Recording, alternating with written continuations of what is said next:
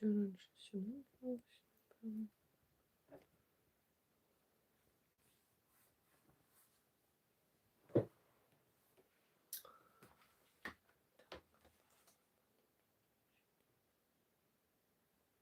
Все, я відключилась.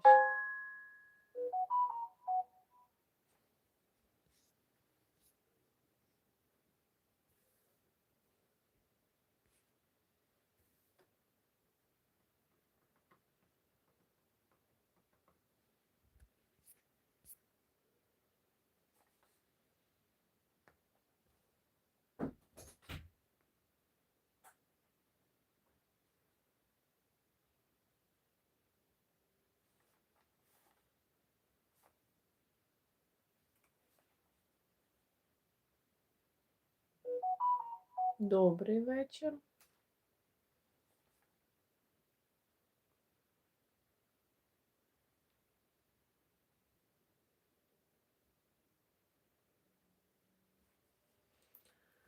Так, налаштувала, щоб мені було видно коментарі. Тому, якщо будуть виникати питання в ефірчику, то, будь ласка, задавайте. Так, ну ще півхвилиночки почекаємо, можливо, YouTube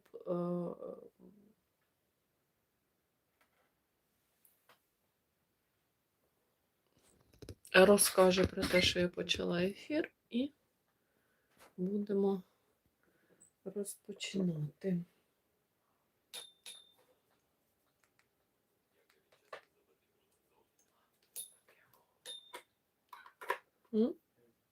Ми є. Павербанк. Да. Арсен, принеси свій павербанк, щоб я світло ще вимкнула, бо таке. А, взагалі в мене сработало ось. Ні, не треба поки.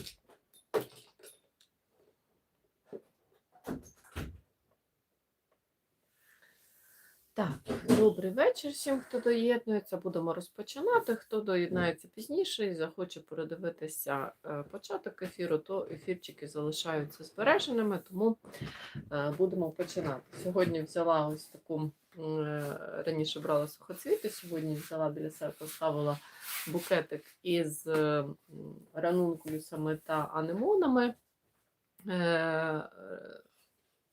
Що мене не смішить. І щоб показати, да, ну, те, що на світлинах, там я показую відео, це одне, а ось так от подивитися в прямому ефірі. То бачите, що анемони ще такі низенькі, в основному тільки ось ця така в один ряд з пелюсточки вищенька, але я помітила, що анемони ростуть в вазі. Тобто, ну, ніжки їх підростають. І ранункулюси вже от вищенькі є, такі рожево-малинові, вже вищі, біленькі, сьогодні 2 розпустилися.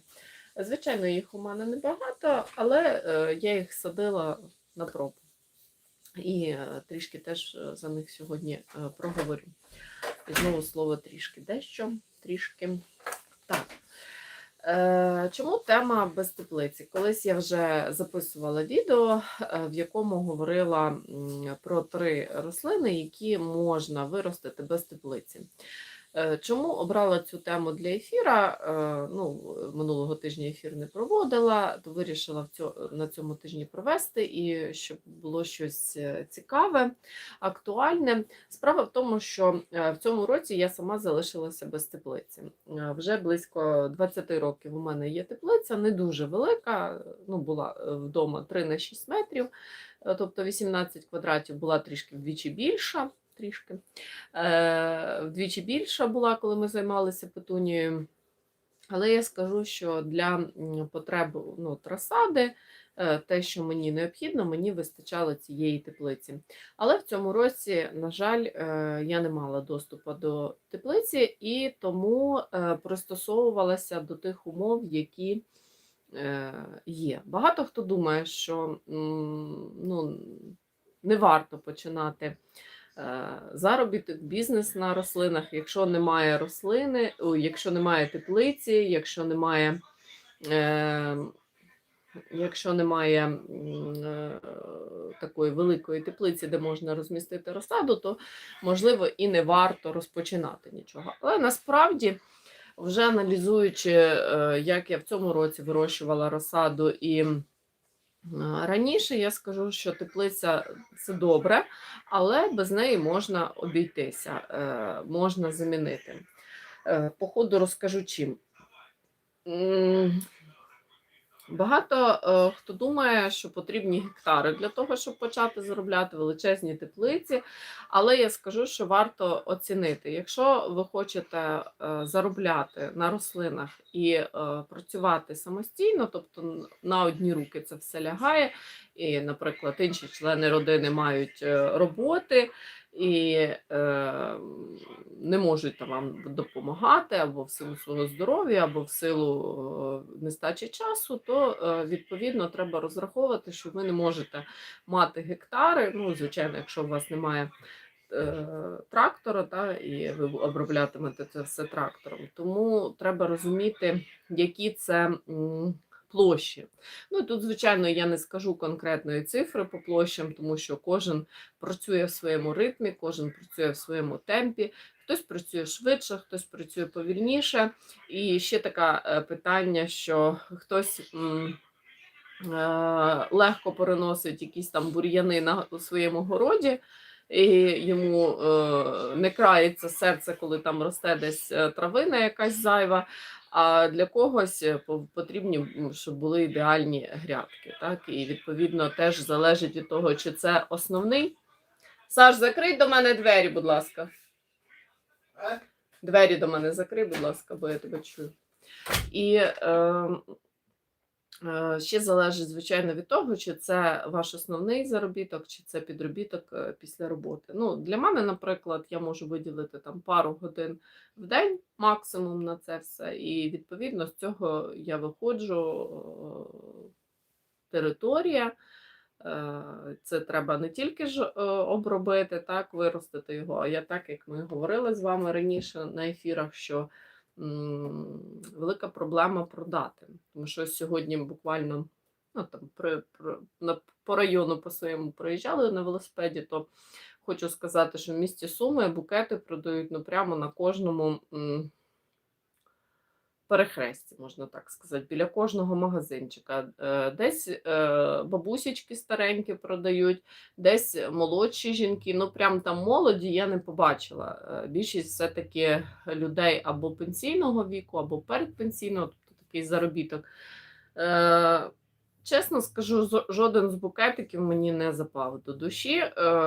Там був і гарний білий бузок, і тюльпани були, і анемони, такі біленькі. Але все так, ми вже говорили про пакування, запаковано в ту фольгу, або ж без неї, але такі поєднання. Для мене не сподобалося це брати, перерозбирати, так собі за ціни не скажу, але їх настільки багато, цих продавців букетиків, і всі букети приблизно плюс-мінус однакового складу, що у нас скільки покупців немає. Люди з міста повиїжджали і розуміємо, які зараз економічні можливості у людей. Просто люди в першу чергу думають про те, що поїсти, так? І вже потім про естетичне, це тут, думаю, не варто зупинятися, фізіологічні потреби спочатку, а потім уже такі естетичні. Тому немає стільки покупців. І стоять ті жіночки, бабусі з тими квітами, і розумієш, що ті квіти просто підуть у смітник, тобто їх не заберуть. Можливо, десь там в центрі міста більше такий попит, може, молодь іде, але ж яка категорія людей купує квіти на вулиці? Це або молодь прогулюючись, так, або хтось додому бере собі, рідко беруть квіти з вулиці, ось такі букетики беруть рідко на подарунок там, на день народження. Це якщо чисто символічно, там просто привітати. Якщо ж йде якийсь такий святкове, то навряд чи. Тому небагато, скажу, люди продають.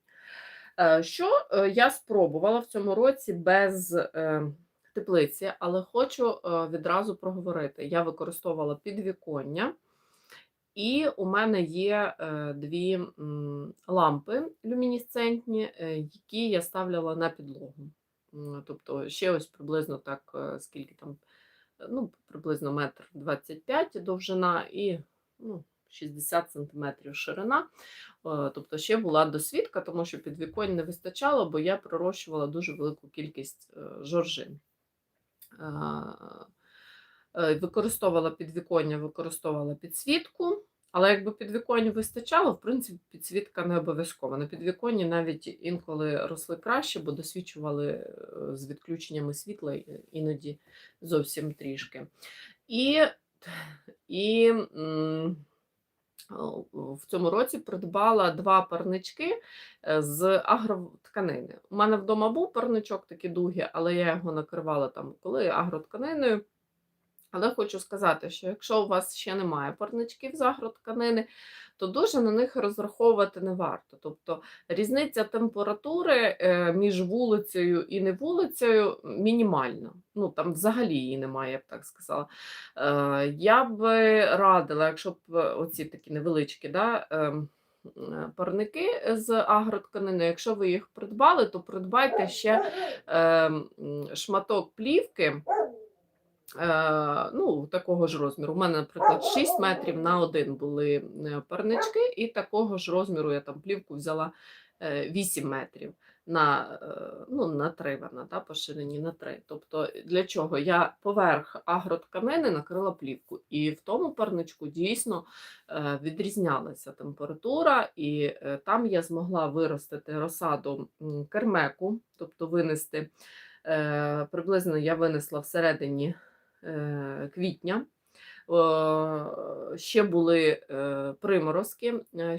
приморозки, і -2 вода замерзала на городі, так, в ємності добре так замерзала. Ну, але ж послухайте, які рослини, це рослини, які, в принципі, якщо це не початкова стадія, не стадія сім'ядоли, тобто я трішки підростила її вдома, потім винесла ось цей парничок. Плюс агротканина дала можливість розсаді не згоріти на сонці в сонячні дні, вона притінила, а плівка дала додатковий, ну буквально там плівка дає 1 градус. 1, ну, 1,5 – це максимум. Тобто не треба надіятися, що якщо на вулиці буде -5, то в парничку буде 0. Ні, якщо на вулиці буде -5, то в парничку буде -4. І на це треба зважати. Але ось цей критичний момент, да, коли у нас були заморозки -2, а в парничку було там -1, -0,5, кермек, розсада кермеку нормально переносить. Я спочатку посіяла розсаду кермеку в ящички, ну, в лоточки, так, а потім я попікірувала його, бо я сіла густо для того, щоб зберегти площу, да, тому що їй не вистачало в будинку. І потім я його попікірувала, в звичайний взяла пластикові ящики із-під овочів, на дно поклала або картон, або плівку. Ну, що в мене було під рукою, я стараюся такого пакувального матеріалу не викидати ну, в общем, зрозуміли, да? Задарма викидати не викидаю і залишаю, ну, там, десь якийсь пакетик, вже там він грязний, але я залишаю так підіслати в ящичок. Ну, це не тому, що я там дуже економлю в плані тут не стільки грошей, просто мені хочеться максимально вже, якщо використовувати той поліетилен, той пластик, то максимально використовувати його, от уже, щоб взагалі його неможливо було використати.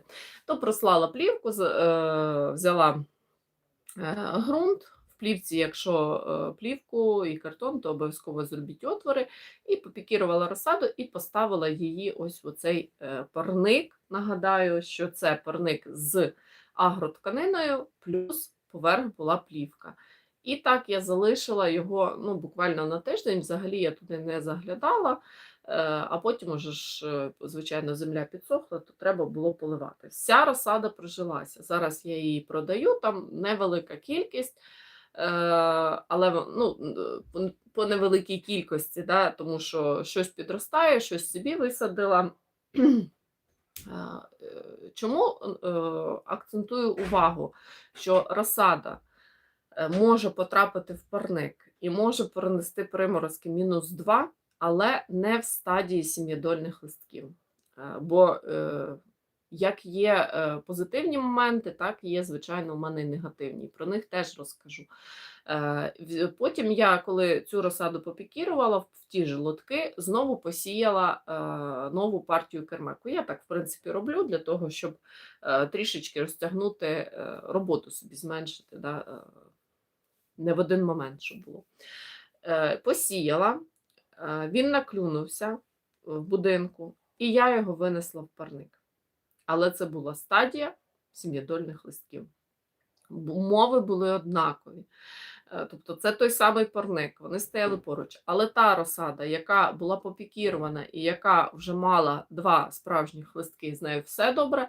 Та розсада, яка була в стадії сім'ядольних листків, вона практично вся пропала. Вона не змогла пережити ті умови. Я, якщо не забуду, то завтра сфотографую вам ті ящички, які, де пропала розсада і де залишилася. Це все з одного парника.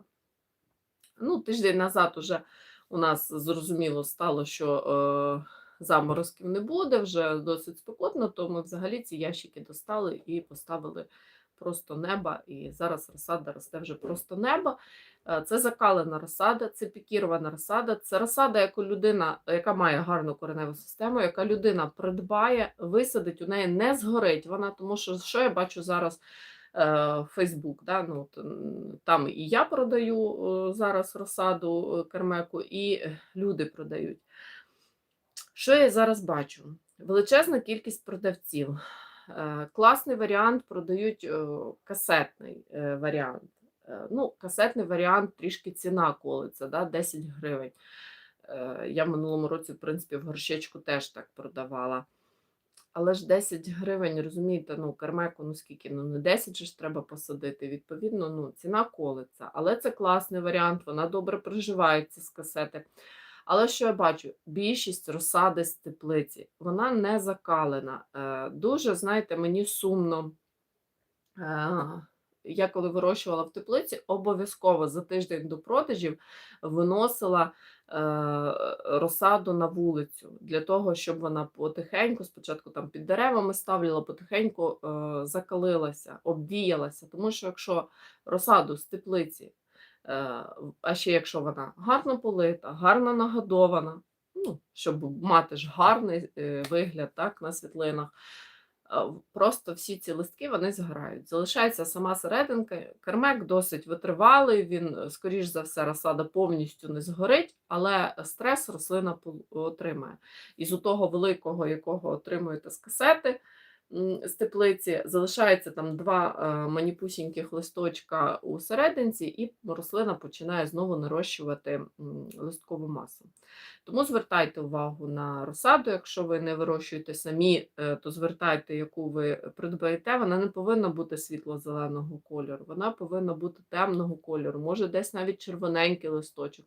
Це значить, що розсада обвіяна. Нехай вона буде не настільки естетично гарно виглядати, але ви отримаєте більш якісну рослину. Дивіться не на вершки, а на корінці, да, в цьому випадку.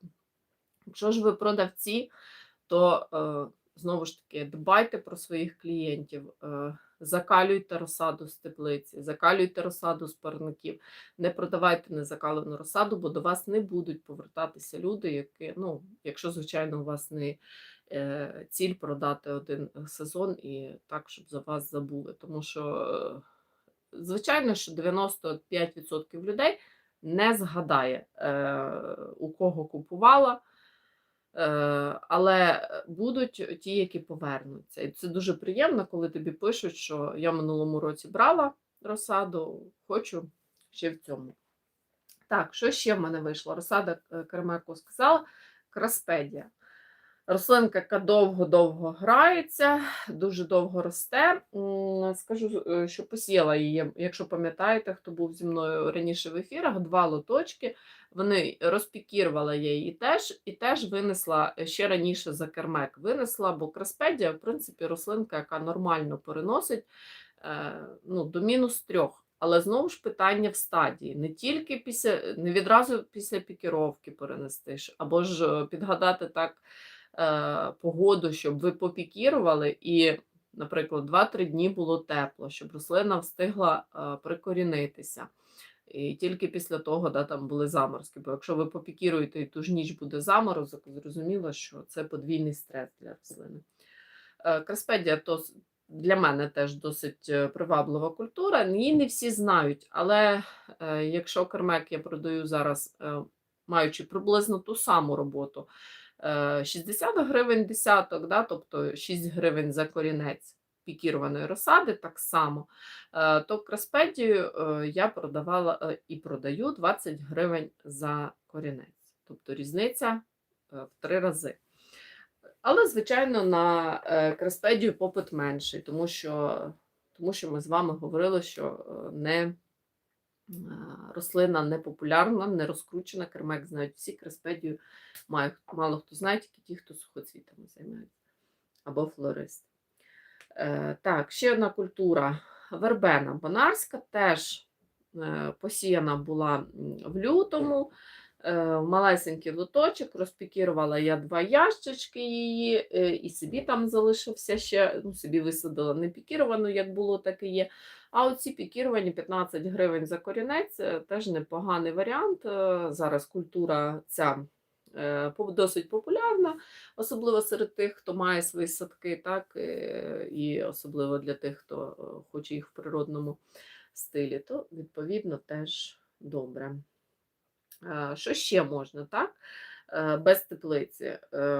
Салати, це зрозуміло, але питання в продажі. Да? Якщо ці всі культури, які я проговорила, я вам говорю зі свого досвіду, про що я в цьому році без теплиці вирощувала. Якщо салати, то виростила, але вони виросли, там шпинат є, мізуна є, це якщо не про одні квіти говорити. Є салат звичайний,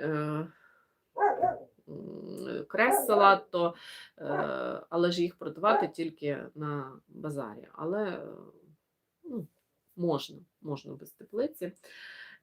Так, це те, що такі основні культури. Розсада айстри ще теж зійшла в будинку. До речі, айстру винесла відразу. Зійшла в будинку і винесла в парник. І теж вона нормально себе почувала, вже висадила айстру. Це теж такі основні культури. Далі то були там ще різноманітні рослинки, але їх там було трішки, або вони не дуже знамениті. Експериментів багато, але це про які хотіла проговорити. Що хотіла зараз сказати? У нас дуже часто в садівників випадає ось у цей період. Зараз ідеальний період посіяти багаторічники, тому що вже вони зійдуть на вулиці, можна посіяти в лоточки, так? Вони зійдуть на вулиці, ще не настільки спекотно, щоб їх не контролювати, і до осені ми можемо мати вже гарні кущики, які або ж продати восени, або ж залишити їх на наступний рік, дивлячись, яка культура. Наприклад, сюди можемо багаторічники, дворічники. В мене, наприклад, вже посіяні Вероніка, я і раніше її сіяла, ту вже висадила, так? Зараз посіяна Вероніка, зараз посіяна Монарда, посіяна Шавлія мускатна, це те, що в мене там було із рослинок, дзвоники 2-річні, ще планую посіяти гвоздику, ще дзвоники на перстянку, тобто ось такі культури, 2-річні, багаторічні, ну, що в мене є з насіння, в основному зі свого, то зараз от якраз золотий час сіяти багаторічники, бо вже не треба не досвічувати, не догрівати. Ви просто знаходите місце в себе десь, де ви можете організувати цей посів, щоб це не було пряме сонце, десь або притіняючою сіткою притінити, або десь попід деревами, щоб це не була спека, і там можна посіяти багаторічники. Можна і в землю, це більше, скажімо так, варіант менш енергозатратний в плані того, що вам не треба буде так часто поливати, але й контролювати в ґрунті важче бур'яни, так, шкідники. З лотками легше ви перенесли, умови їм змінили, наприклад. Бачите, що дуже спекотно перенесли десь у холодок. Ну, тобто тут треба думати.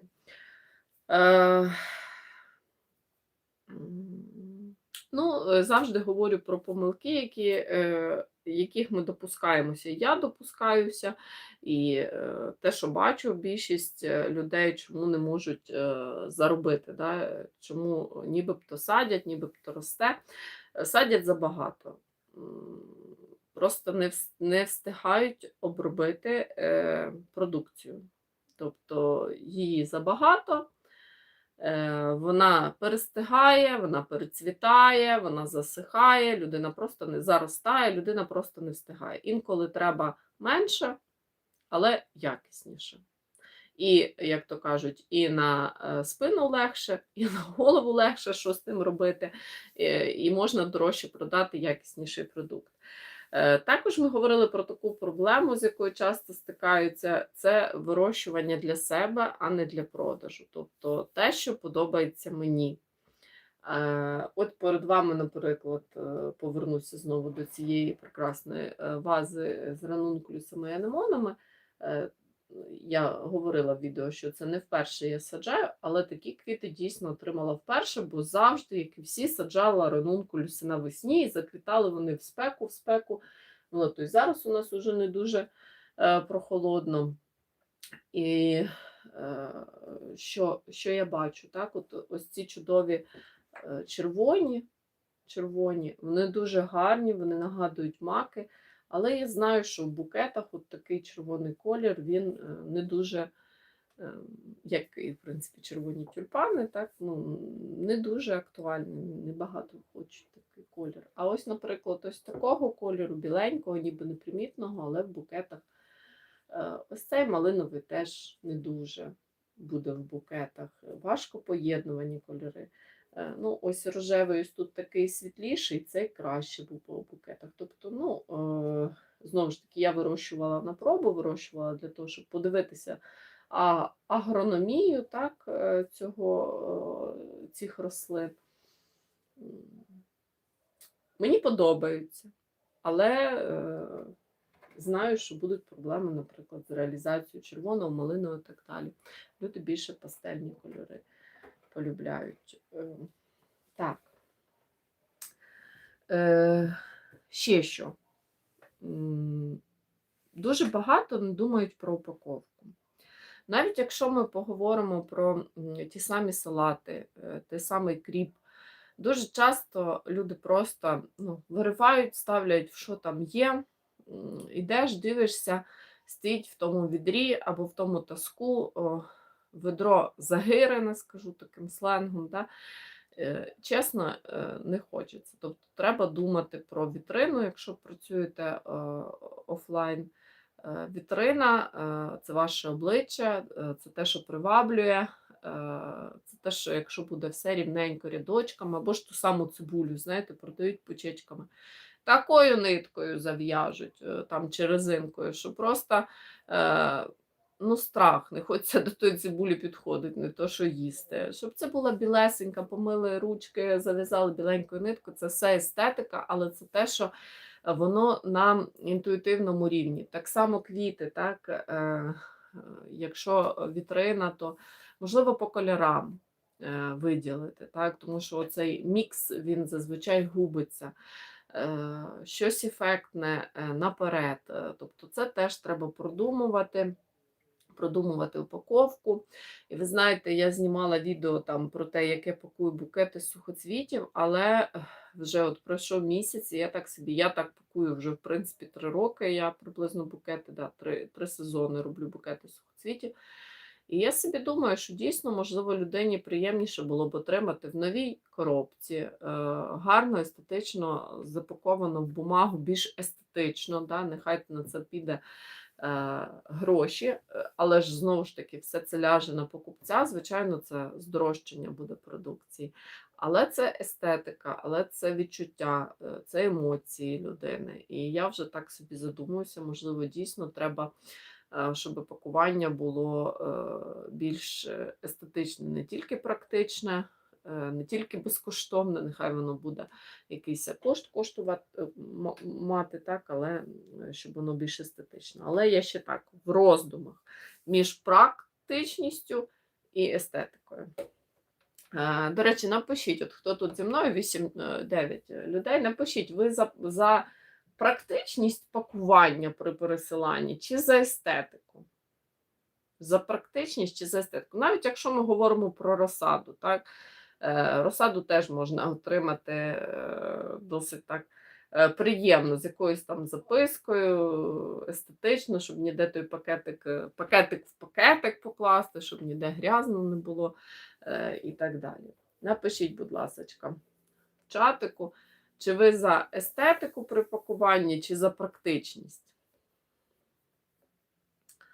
Ну, а я продовжую, якщо напише хтось, то тоді зачитаю.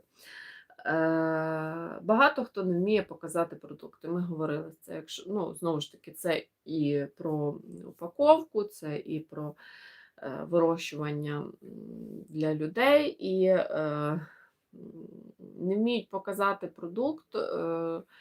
Якщо це онлайн, то тут дуже важлива роль фотографії, да, світлини. Інколи є такі варіанти, вони нічого не варті, але світлина зроблена так, що просто перехвачує подих. Ну, треба вміти бачити, так, щоб чіпляючи зробити фото. Це не означає, що треба зробити там щось таке страшне на фото, аби тільки воно зачепило. Але ну, тут треба продумувати. І така ще одна причина, помилка, чому ж ми не можемо зробити, це копіюють інших.